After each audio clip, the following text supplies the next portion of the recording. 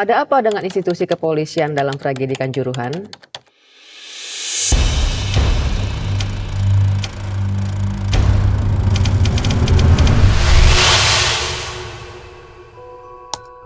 Kita semua bersedih dan prihatin atas meninggalnya lebih dari 120 korban dan ratusan orang luka-luka dalam tragedi tersebut. Salah satu yang membuat kita semua sedih, geram, dan marah adalah cara penanganan kerumunan warga oleh aparat keamanan, khususnya pihak kepolisian. Saya akan membahas lebih dalam persoalan ini bersama dosen dari Murdoch University Australia, Dr. Jacqui Baker. What happened in Kanjuruhan as a function of the failure of police reform. Beliau telah lama mendalami topik penelitian di sektor keamanan, termasuk reformasi kepolisian di Indonesia.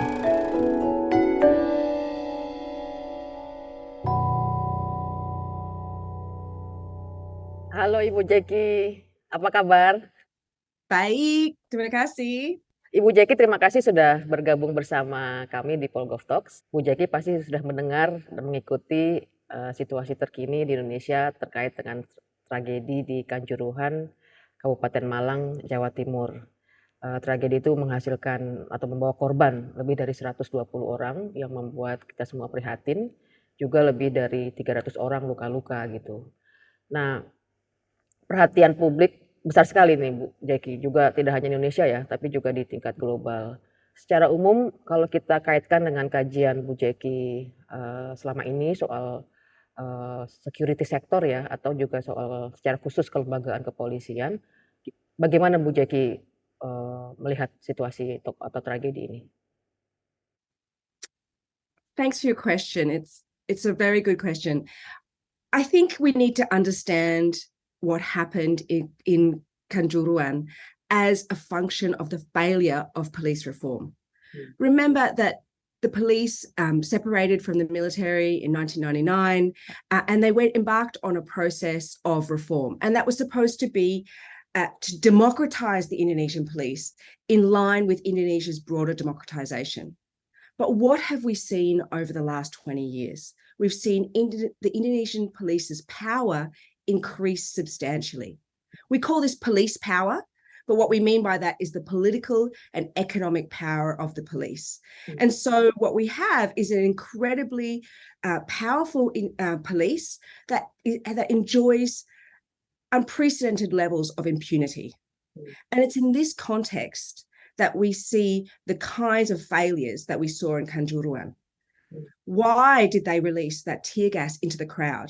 Because there was a failure to observe national and international standards on the use of force and the use of equipment, because there was clearly very little operational control happening in that field, and because there was just absolute incompetence and negligence and a lack of care for the 42,000 people in that stadium.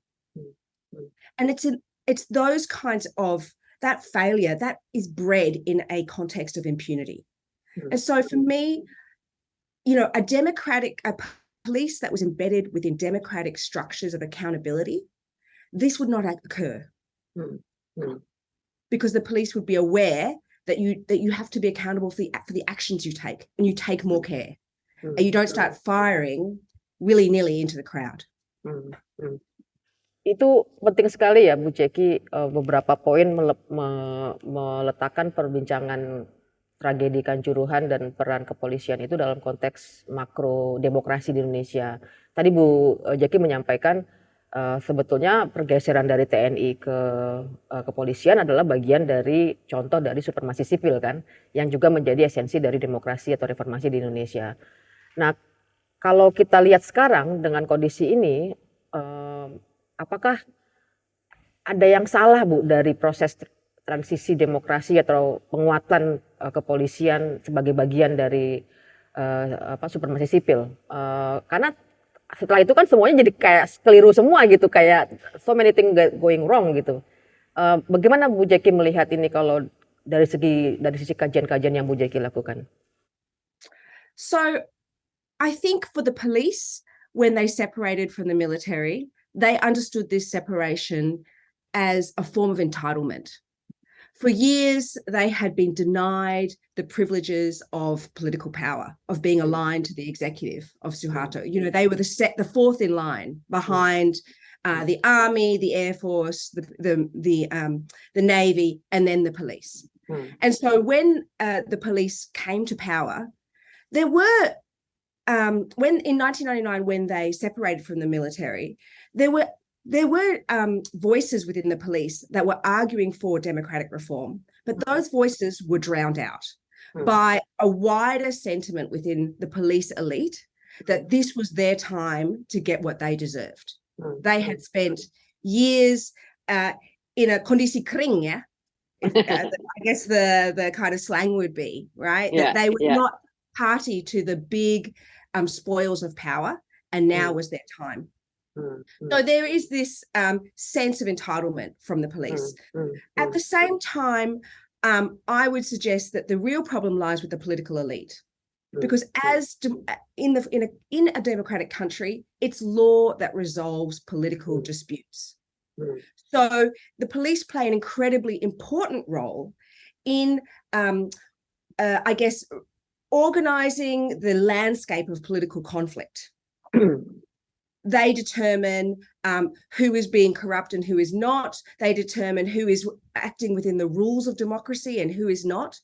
And so in that condition, in a context where you have a deeply corrupt political landscape, controlling the police becomes very important.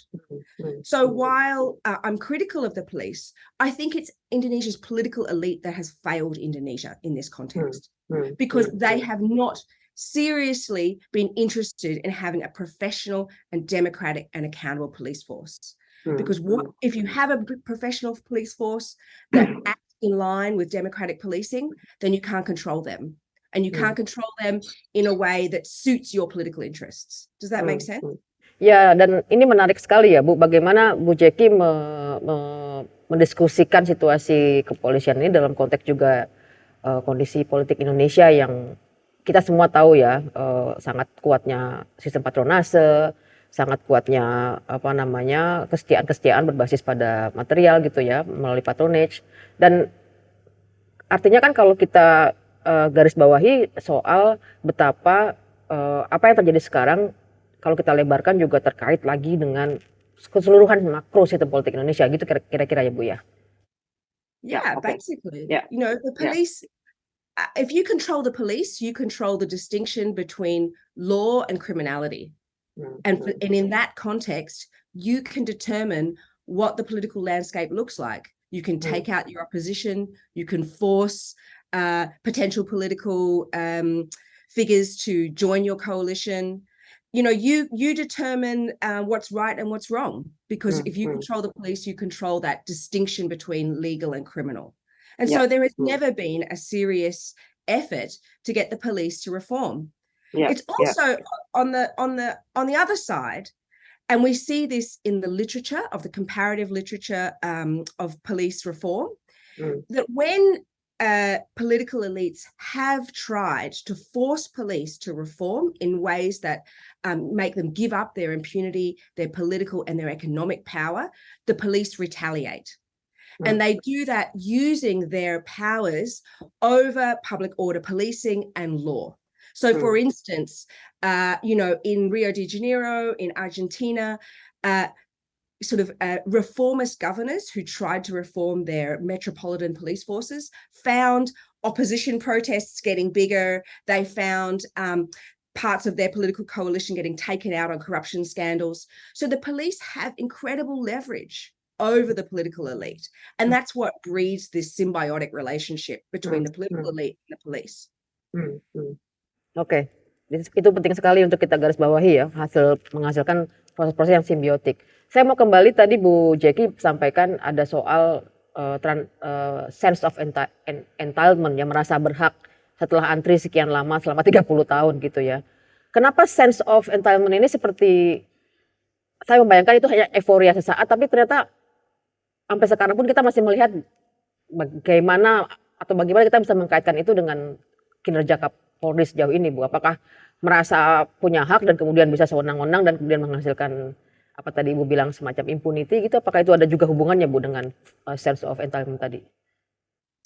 I think so. I think certainly there was this sense that it's time for us to enjoy the spoils of this regime. The Suharto regime put us at the very tail end of the political and economic spoils of power. And so under democracy, we are now in charge of security. We are now on the front line of security. Yeah. And security in Indonesia's history has always been a means of accumulating power, both economic and political. So placing the police in control of security, which is right under democratization, really only opened up the field for them to use it as leverage for political and economic power. And that was the understanding of certain police generals. I'll also add there were generals who argued that the opposite. They wanted to see a professional police. They had studied abroad. They had seen what democratic policing looks like. And they had great interest in bringing around serious reforms. This was around 2000, 2001. But those generals, those voices were systematically sidelined. They were placed in positions that had very little power. So, I mean, I don't want to characterize the police as one. Okay. But certainly one faction, that sense of entitlement, won out over a serious commitment to democratic reform. Ya. Oke Bu, ini kan nyambung ya dengan secara internal bagaimana kepolisian Indonesia berusaha memperbaiki diri gitu.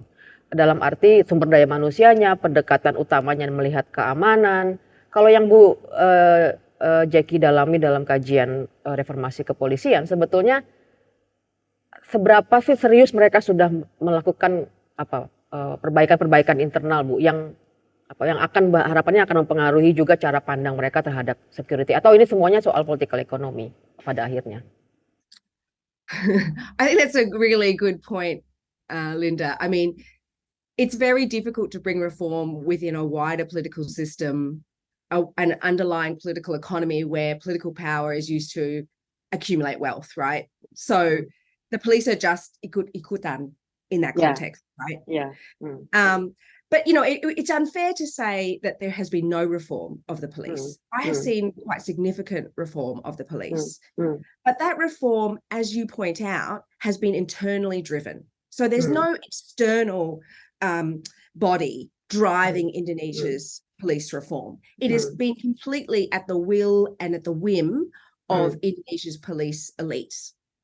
And so certainly they have gotten more equipment. We have seen massive budget increases.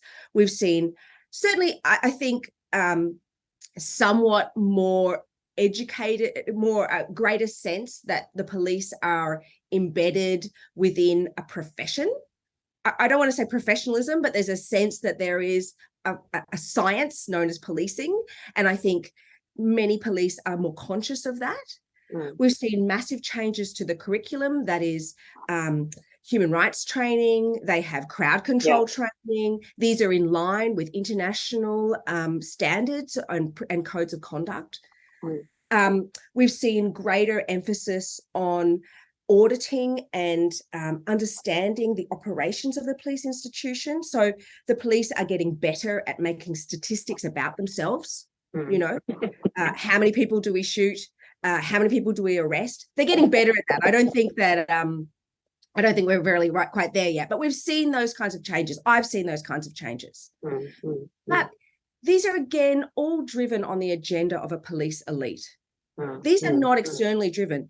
And so while we've seen these, I guess, the increasing bureaucratization and rationalization of the police institution, it doesn't mean that we get democratic accountability, and it doesn't mean we get a better police force servicing in a democratic society, because those reforms need to happen on an external level. The police are not going to engage willingly in that. And indeed, we have Kompolnas, right? That was an important reform. And the very early days of Kompolnas, that was supposed to be a completely independent civilian oversight body.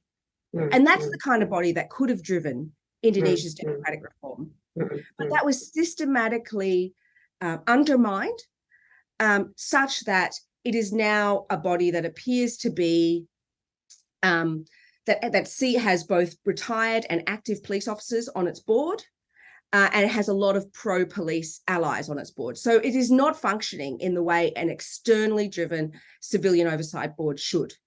Kompolnas is deeply implicated with the police. It relies its budget on the police.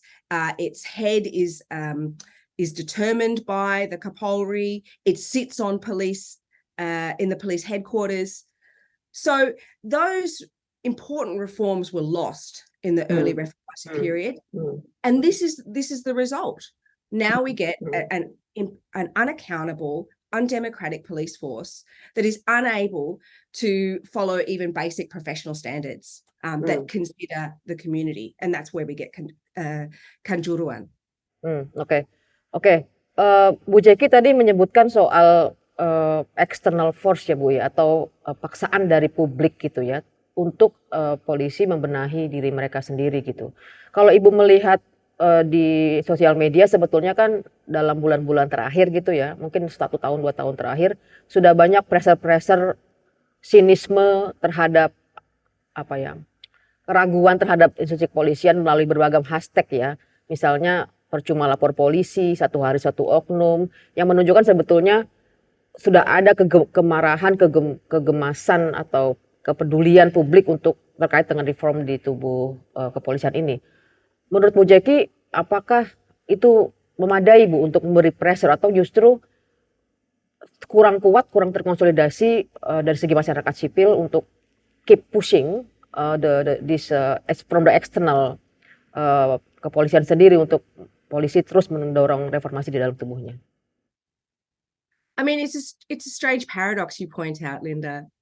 I mean, it's important to point out that this current tragedy, the tragedy at the stadium, comes off the back of an unprecedented scandal within internal affairs at police headquarters, right? The 30 Southwest scandal, which, I mean, left everybody just shocked. Yeah, you know, you've got a police general who's head of internal affairs, who tortures and kills a younger police officer, and it appears to be embroiled within a wider corrupt network. So it was an incredible scandal, and this stadium tragedy comes off the back of that. So I think that the Indonesian people and Indonesian civil society have seen over and over again the impunity and the brutality of the Indonesian police force. It is true, it's not even recently, but Indonesians have always said, what's the point of going to the police? Ordinary Indonesians don't go to the police for issues of criminal justice and for law enforcement.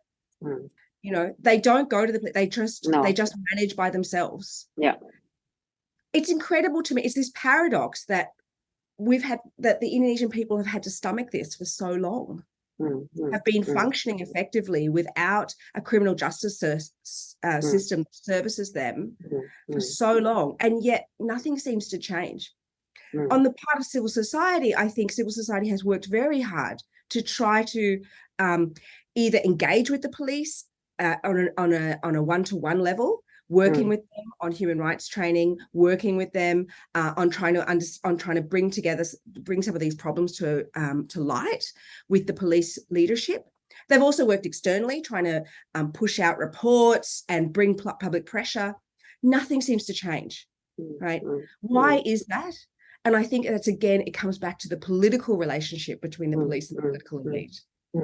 Is this something that the Indonesian society and civil society can break? I don't know. It's survived so long. And I think I also feel a lot of sympathy for our civil society colleagues, because when they try to bring in reforms, whether that be sexual violence reform or reforms to the criminal code, you have to work with the police. And so you can't come to the police with an extremely aggressive or hostile approach, right? You have to come with an approach of cooperation, and that means that you have to stifle some of your critique and work within the system we have. And you know, I want to be really clear that I don't think that these problems are just Indonesia problems. These aren't problems of just Polri or of just the Indonesian administration. We see these problems across many countries, including established Western democracies. Oke. Oke, ini menarik banget Bu Jacqui bahwa ini bukan cuma persoalan Indonesia ya, tapi ini ditemukan juga di beberapa negara lain. Saya mau kembali ke poin Bu Jacqui sebelumnya Bu soal impunity. Dalam konteks negara demokrasi gitu ya, mungkin Bu Jacqui bisa lebih detilkan lagi sebetulnya apakah tadi dalam konteks negara demokrasi kepolisian itu tetap harus ikut atau tunduk pada aturan hukum, rules of law gitu kan. Dan artinya kan berarti bisa dihukum gitu ya Bu ya, yang ideal tidak memiliki impunity. Sementara di Indonesia yang terjadi adalah tampaknya ada situasi impunity itu. Bisa digali sedikit Bu soal ini supaya sobat PolGov Talks ini bisa lebih paham. Yeah, I mean, I think theoretically in a democracy, citizens have the right to prosecute public officials, including law enforcement, if they violate laws, standards, and procedures. And it's that threat of prosecution that keeps police in line, theoretically. But when you have deep, embedded, systematic problems, like the kinds of racial problems we see with Black Lives Matter in the US and also the United Kingdom, like the problems we have with Indigenous policing in Australia, then there are great challenges to just getting individual officers made accountable for their actions. You know, who made the decision to beat that individual? Who made the decision to leave that individual in detention until that person died, right? So there's this sense that, okay, so it's very difficult to prosecute those individuals, but also those crimes, and they are crimes, are embedded within a wider system. So when you actually get one person prosecuted, it still doesn't feel like true justice because the institution itself continually perpetuates these crimes. You know, so I think that we really struggle. I think police accountability in general needs to be rethought across democracies, because I don't think it's functioning here in Australia. It's certainly not functioning in United Kingdom or United States. So these problems of impunity that Indonesia experiences, as I said, are echoed across other democracies. I think in Indonesia it is much more difficult, frankly, to get individual officers prosecuted. And if they are, they tend to be very low level. And the prosecution, there are convictions for low level police officers that I've seen, but often they're let off later, or they never actually serve their prison time, for instance, and they're not actually fired from the police force. And those that are, and I guess, again, it seems very low level. It feels like the very front line of policing, when again, we know there are these systematic problems. And it's in this context, I think, that we look at a tragedy like Kanjuruhan and we think, well, is it satisfying if we know that six individuals and 3 police officers have been made suspects and are going to be prosecuted for this? Is that what Indonesians want? Because I don't think that's what they want. I think what they want is large-scale reform of the police. They don't want this to ever happen again. And that's why I think this is a deeply unsatisfying project, you know, this project of getting accountability for Kanjuruhan. Okay, so somebody is going to get prosecuted for ordering the tear gas, but it's a much wider problem. You know, the anger that people are feeling is based on decades of malpractice, incompetence, extortion, and violence. When are we going to get justice for that? You're right. Itu memang, aduh, saya sendiri sebagai orang Indonesia udah nggak tahan Bu Jacqui membaca berita-berita soal Kanjuruhan ini, meskipun pengen tahu juga, tapi selalu campur aduk ya, rasa gemas, rasa sedih, rasa prihatin, rasa gregetan gitu melihat situasi ini. Tapi Bu Jacqui menyambungkan tadi dengan poin ada konteks makro politik Indonesia juga yang terkait di sini. Presiden menyatakan bahwa ini persoalannya pada infrastruktur, yaitu pintu dan tangga gitu. Dan yang menurut saya tergelitik sebagai warga negara, itu tangga sama pintu jadi paling yang bersalah sekarang itu, bukan seperti yang sudah diskusikan dalam banyak tempat, bukan gas air mata. Apakah ini Bu Jacqui melihat juga pendekatan pemerintah saat ini yang memang terkaitnya pada infrastruktur, pada soal technicalities, pada soal yang terkait dengan support system gitu. Sementara esensi yang sudah diperbincangkan di publik, harapan publik bahwa ada kejelasan ini nggak tersentuh. Gimana Ibu ngelihat situasi ini? Jadi kan kita nggak perlu ngomong soal reformasi polisi, kan kita cukup ngomong infrastruktur gitu, pintu dan dan tangga. Bagaimana Bu Jacqui melihat ini? Yeah, I have to say I saw that statement from President Jokowi and my heart sank. We blame the doors, and there's no comment about the tear gas that created the panic, that created the storm towards the doors. And also the Kapolri has already announced suspects, and 3 of those are officials who worked in the stadium. So again, we're seeing the issue of the doors be an equivalence to the tear gas. Mm. It was incredibly disappointing to see that. And I think you make this amazing point, Linda, that, President Jokowi is very focused on infrastructure, such that even a mass killing like this is an infrastructure problem. It's not a political problem. I think that's an incredibly wise insight, Linda. I think also it's important, again, I always want to say, I guess as a foreigner who studies the Indonesian police, I think it's important to also note that these problems were also experienced in the United Kingdom. I think one thing that shocked me so much about this tragedy is that we have seen this tragedy before in the United Kingdom with the Hillsborough disaster. I remember being a child and watching that on the news and not understanding how could people be crushed to death? What kind of death was that? What kind of torture was that? It happened in 1989, right? In the United Kingdom, there was a football stadium, a surge and a crush in the crowd. I think about 70 or 80 people died. And, that was a shocking account, and it created changes in how football crowds are policed and managed. But in terms of justice, it took over 20 years for 5 people to be prosecuted for that crime.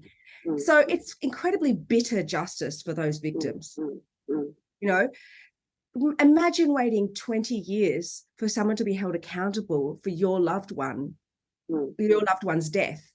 It must feel like a hollow justice. And I fear that the same thing will happen again. And that is why I'm saying, let's talk about wider structural reform, wider political reform of the police in this context of trying to get justice for the victims of Kanjuruhan. Ya, I get really emotional tuh kalau membayangkan itu terjadi pada saya, pada anak saya, pada keluarga saya, itu betul-betul kematian yang sia-sia sebetulnya. Tapi Bu Jacqui, kembali poin terakhir ini ya, wider reform gitu. Dan tadi Bu Jacqui menyampaikan ini saling terkait satu sama lain dengan konteks yang besar, ada ekonomi, ada politik, ada proses-proses simbiotik mutualisme antar aktor gitu.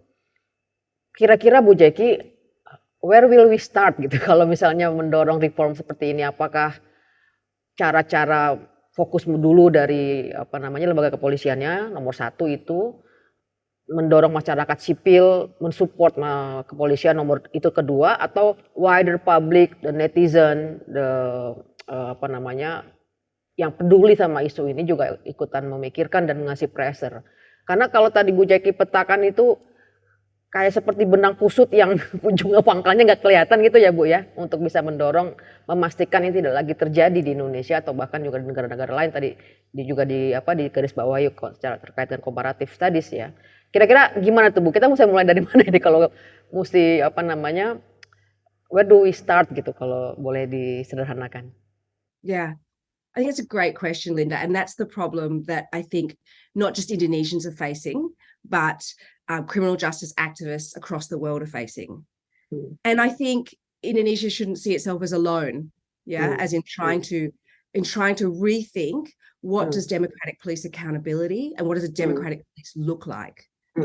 And I get a lot of inspiration actually from the kinds of ideas that are being discussed through the Black Lives Matter movement. And I find it surprising actually that Indonesian civil society doesn't draw more heavily on these ideas. Although I imagine, again, we all work within a political context, we all need to make political compromises, so it is difficult. But there are a few things I think that Indonesia could push for.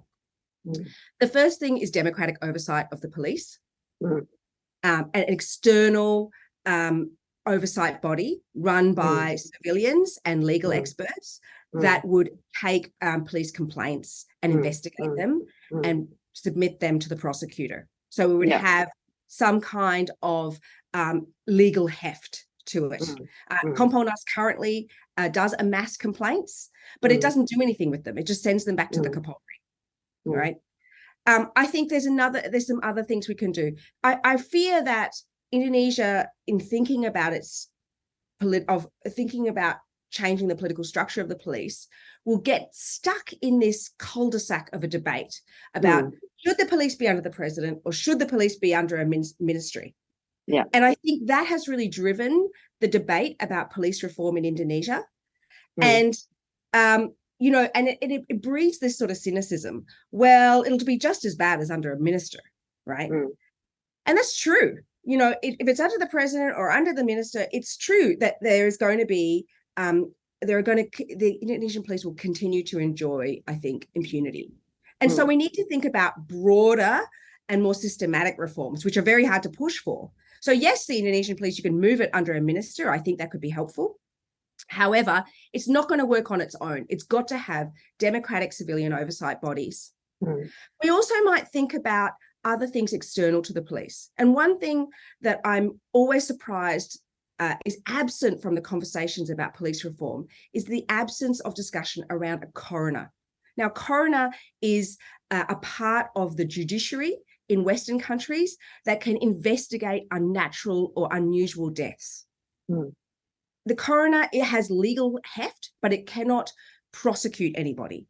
But it provides a very legitimate, well-researched kind of counterpoint to the police. So, for instance, if somebody has died and the police in Indonesia, the police have monopoly over how that death is understood, reported, and investigated. In Western countries, we have a coroner who acts as a counterpoint to that. You can take that unusual death to the coroner and ask them to investigate.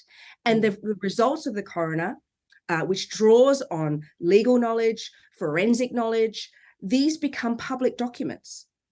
Imagine how powerful that is.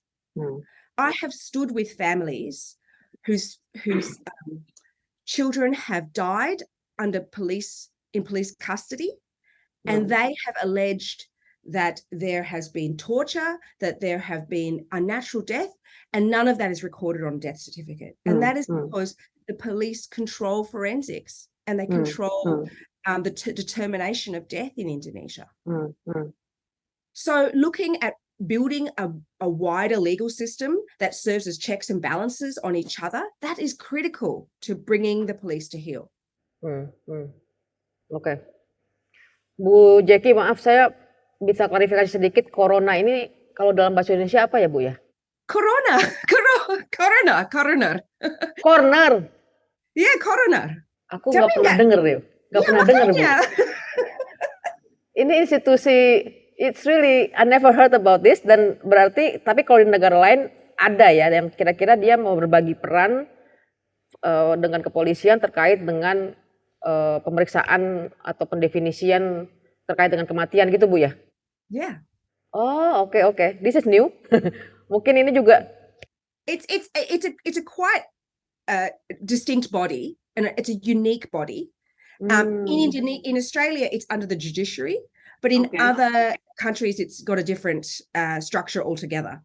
Okay. But this would be such an important check and balance on the police. And it's Okay. been an important check and balance and continues to be in Australia as well. Like I said, it's not that we don't have these problems too.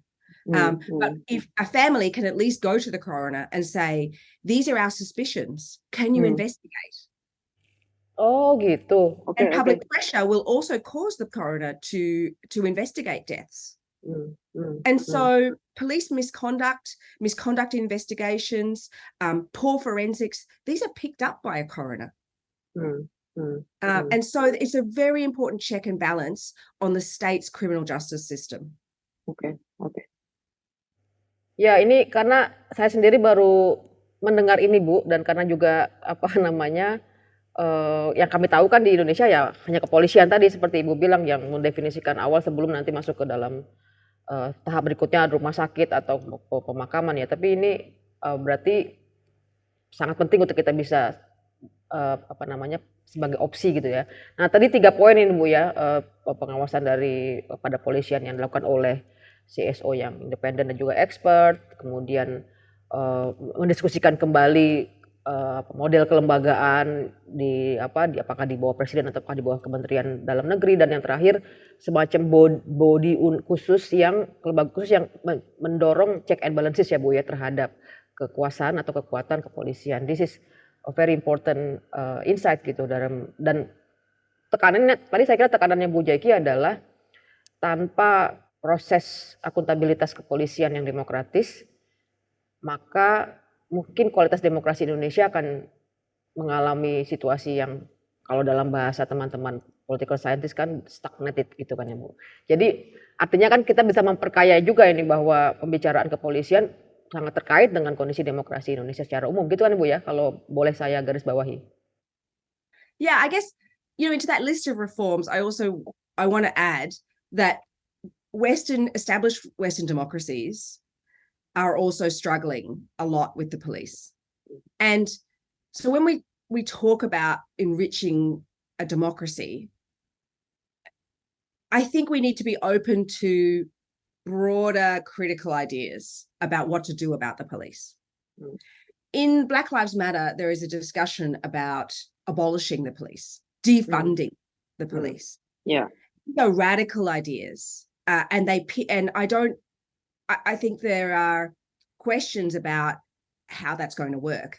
And in fact, in the United States, many places that have tried to defund the police have seen a huge surge in crime and homicides, fatalities have increased enormously, which suggests that this experiment, these radical experiments have consequences.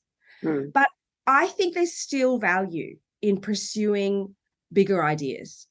And I wonder whether the police itself as an institution is, in the form that it is serving our democracies. Think about the nature of crime that we are interested in pursuing today. Crime has historically always been an issue of power. Only the crimes of the power of the weak are pursued, right? Police, part of the reason I talk about a political economy of policing is because police institutions everywhere were about enforcing property rights on behalf of the bourgeoisie, right? They were about deepening capitalism, right? And industrialization. That's everywhere. So the police, as it stands today, their institutional roots don't fit with what we want from our criminal justice systems. And I wonder whether there's value in thinking about breaking up what we call the institution of policing into more specific investigative and prosecutorial functions. Think about sexual violence. Think about financial crime. Think about all the different transnational crime. These are hard issues for a police force that was born to supervise theft on behalf of the they struggle. And police officers themselves, mengeluh, right? They complain to me. My commander doesn't want me to investigate this fraud. He wants me to go out and bust thieves, but the fraud has hurt people, has created more harm in the community. And that's in Australia, right? And let alone in Indonesia, right?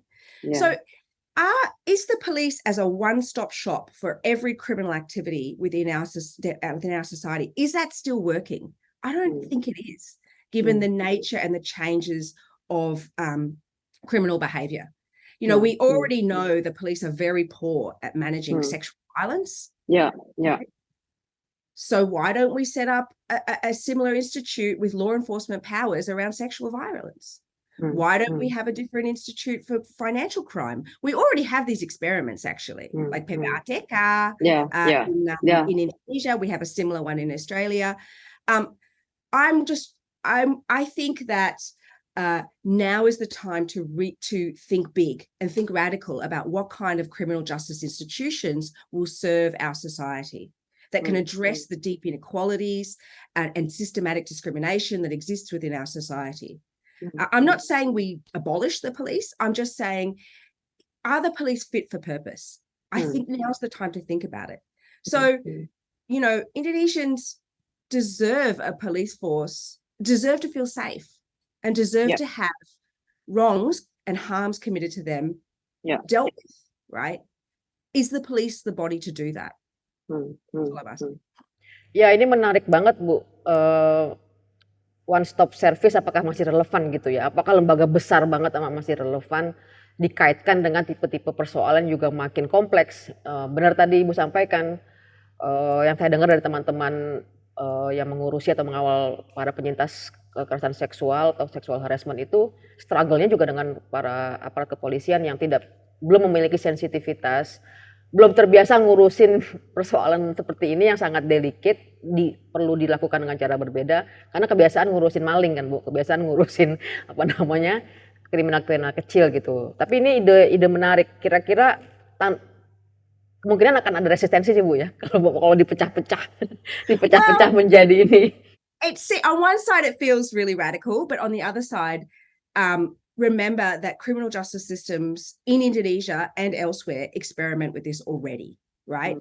In Indonesia, you have law enforcement powers given to the environmental ministry, right? Betul. You have the KPK, you have the PPATK. So we already, the state has already emboldened some parts of the state to have those criminal justice functions. So why not just continue? Why do we think about this in a way? It's the same in Australia. Even though we think about it as this radical idea, actually there have been all sorts of experiments in our history and that continue today with restorative justice, with alternative dispute resolution, with different types of investigation, with different bodies leading investigations. We already do that, but we do that based on the will of the political elites. Why don't we do it in a way that services our communities in a more in a fairer way, right? Ya, benar sekali Bu. Dan presidennya sudah ada kan, tinggal mungkin kalau mau bisa dicoba dalam konteks kepolisian, dan itu kan seperti jalan tengah tuh Bu antara yang sekarang dengan kalau yang radikal tadi defunding police, dan mungkin tengah-tengahnya adalah mencoba mencari jembatan, karena pada akhirnya public order juga dibutuhkan gitu kan, itu semua kita sepakat kan, nggak ada yang menolak gitu, cuman eksekusi mendorong atau memelihara public order itu yang sekarang kita diskusikan kan sebenarnya. Bu Jacqui, saya sudah mengcover semua ini yang harus saya gali. Saya kira sobat PolGov Talk yang akan mendengarkan juga mahasiswa-mahasiswa kami di sini akan sangat belajar dari yang tadi Bu Jacqui sampaikan. Yang intinya kira-kira ini persoalan yang sangat kompleks dan rumit gitu, seperti tadi benang kusut, tapi tetap ada opsi-opsi di mana selah-selah yang dimana kalau mau mikir ke depan, kalau mau berharap peristiwanya tidak terjadi lagi, Kanjuruhan seri berikutnya tidak terjadi lagi, semua kita tutup sebagai sebuah catatan hitam dalam dunia persepak bolaan Indonesia, dan tidak hanya di Indonesia tapi juga di dunia. Tapi perlu sekarang mulai secara kolektif Bu ya, memikirkan how do we go from here gitu kan, bagaimana kita bisa memulai proses-proses perbaikan gitu ya, bukan hanya pintu dan tangga, tapi juga yang terkait dengan kelembagaan kepolisian atau keamanan yang ujungnya adalah keadilan gitu Bu ya, garis bawahnya. Do you have anything last say tentang apa yang mesti statement terakhir yang mungkin perlu disampaikan? I guess, I want to thank Indonesians, because the knowledge that I have is because Indonesians have been so generous to me and shared with me their pain. They've shared with me their experiences, including police officers and victims of police crime. So, the knowledge that I have and the expertise I have is because Indonesians have been so generous to me, and they've been sharing how they feel in their experiences. They've been generous, they've been reflective, they've been honest. And so, although it looks like I'm criticizing Indonesia, actually, I'm incredibly grateful to Indonesians for giving me this opportunity to be able to speak about police reform. Yeah, to be able to know something about police reform, and to be able to bring it back to my own country that has problems. Ya. Ya, kita garis bawahi diskusi kita sebetulnya juga Bu, mau melihat persoalan secara lebih jernih kan, dan mau memetakan opsi-opsi paling enggak dari kajian-kajian yang sudah dilakukan oleh Bu Jacqui selama ini, dan juga pengalaman-pengalaman dari negara lain. Terima kasih sekali Bu Jacqui, waktunya, kesempatannya, ilmunya, semuanya sudah berbagi dengan kami.